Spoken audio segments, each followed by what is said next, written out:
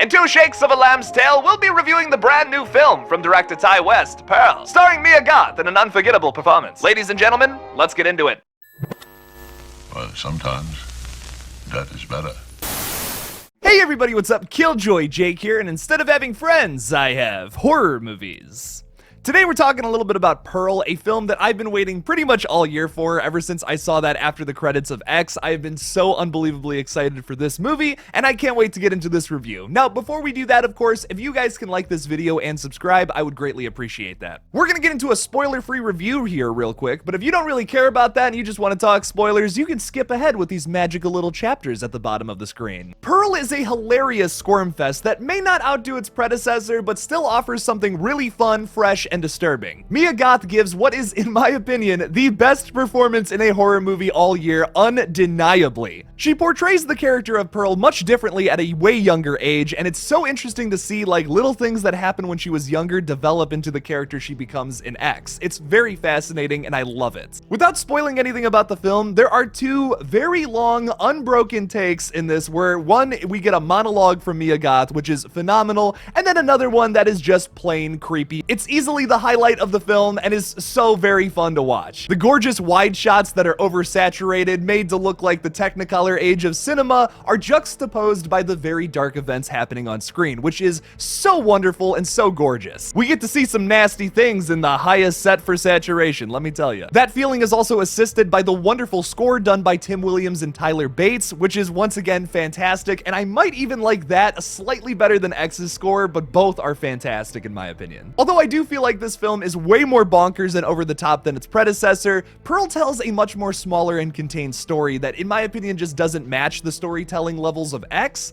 but I still really enjoyed this movie regardless. That was actually something I really appreciated about the film. It's set up like in a formula that's very similar to like Psycho or like an old school Hitchcock movie, which is really fun and a very creative way to tell a movie, especially in the modern age like this. It may not be the best horror film of the year like how I kind of felt about X for a little while, but Pearl is just literally 2 insanely creative people going fucking nuts here. And it is a blast to watch from start to finish. I really couldn't believe when this movie was over so soon. But now, see, let us get into some spoiler talk. Hey, let's go to the pictures and talk a little bit about Pearl. Okay, I'm done with the accent, I'm sorry. I don't get to do my transatlantic accent all the time. Just let me do it, God, come on. So like I said earlier, Pearl is a total squirm fest. Like, this whole movie just makes you kind of reel back in your seat just watching a character make bad decision after bad decision after bad fucking decision. Pearl is so unhinged from the get-go, and it really drives the point of this movie home. The fact that you're watching something that looks so gorgeous and beautiful. Like, you get to see the farm when it's all pretty and like in its prime, you know, you get to see it when it's all run down in X, but now in this movie you get to see it's gorgeous, it's looking great. The farm looks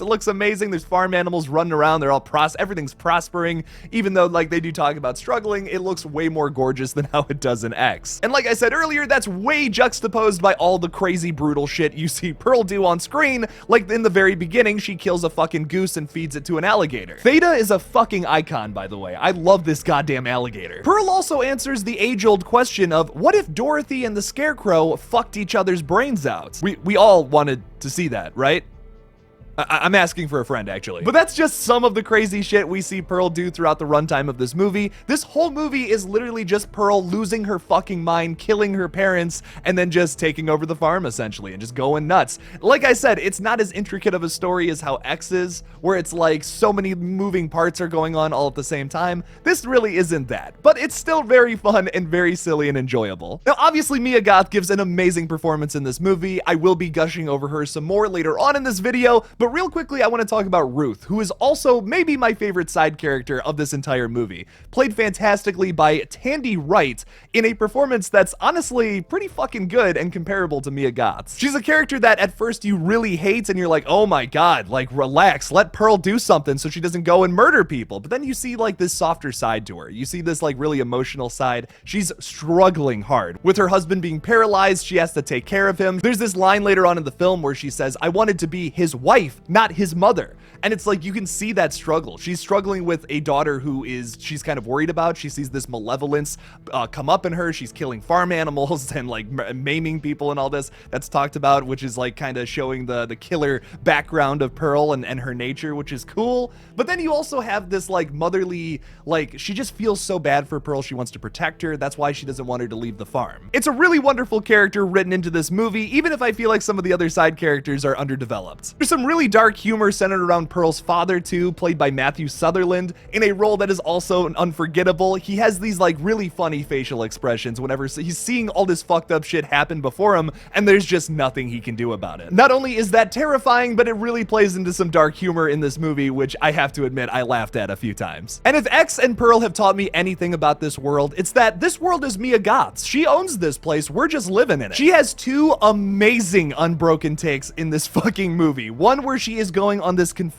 to Howard's sister about all the nasty shit she has done, and also how she cheated on Howard, how she doesn't love Howard anymore because he fucking left her there on this farm where she doesn't want to be. She was gonna use Howard as her ticket out of here, and then he decides, no, I'm gonna go fuck off and go to war. It's like, oh my god. And this confession goes on for so long, you're like sitting there on the edge of your seat just waiting to see what the sister's reaction is going to be, and like, you're just like, oh my god, come on, what is going on? What is happening on the other side of this table? It's like so suspenseful. This monologue goes on forever, and it's done purposefully to build tension because you are just waiting to see what the other end of this conversation is looking like. What is the sister's reaction to all of this crazy shit that Pearl is spewing right now? And then the final shot of the movie is just one long take on Mia Goth losing her fucking mind, and it is so funny to watch. We sat there the entire time, waited until after the credits to see the Maxine teaser too. It was great. Ty West deserves this movie, an open sandbox where he can just do his thing. He knows it's not his best, but that doesn't really matter. As constrained and trapped feeling as our main character is here, there is this wonderful and overwhelming feeling of creative freedom. Going back through his catalog, he has some amazing movies that I cannot believe don't get talked about. House of the Devil is one of them. It's a movie that feels like it came out in 1973. You could probably do a double feature with like The Exorcist in that. They kind of have a similar vibe to them. And I think the reason why a lot of people can't get into Ty's movies is because they only watch him once.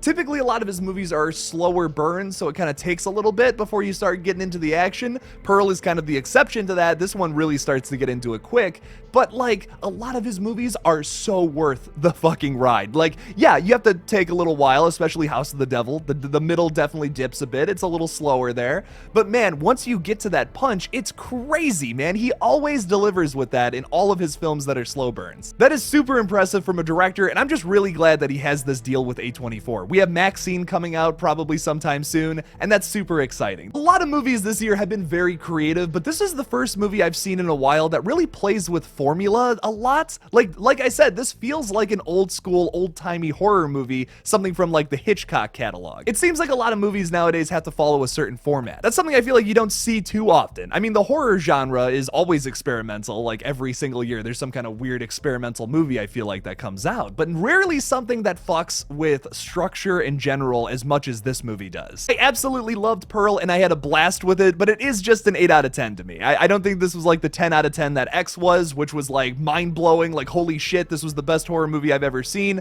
I didn't feel that after Pearl, but I did have a fun time with it, and like I said, Mia Goth's performance is amazing, the music is amazing, the shots are gorgeous, the coloring is so specific to like Technicolor and all that. They did a really good job with this movie. Now, what did you guys think about Pearl though? Leave me something about it in the comments below. Thank you guys so much for watching my review of Pearl from director Ty West. Don't forget to like this video and subscribe for more horror content. If you want to support this channel further, you can support me on Patreon or become a channel member by clicking that join button on my page. I would greatly appreciate that, and it keeps this channel alive. Thank you all again for watching, and as always, don't forget to kill it out there, y'all.